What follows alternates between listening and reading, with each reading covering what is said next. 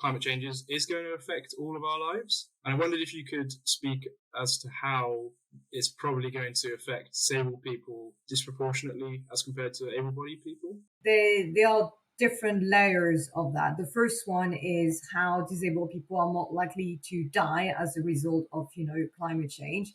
So during a natural disaster, disabled people are between 2 and 4 times more likely to die than non-disabled people. They're also less likely to be evacuated. We've seen, especially during hurricanes in South America and in the US, a lot of disabled people die, whether it was in their homes or in care homes, just because the evacuation systems didn't really consider the needs of disabled people.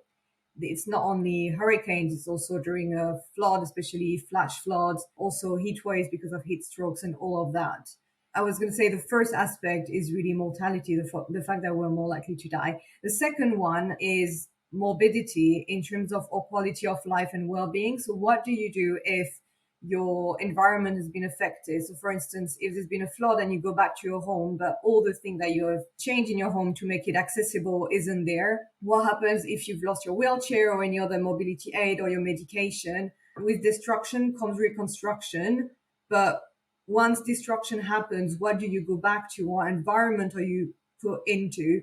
And it's an environment that is fast changing. It's an environment where you're being told, budget is limited. If we're going to rebuild something, what are we going to prioritize?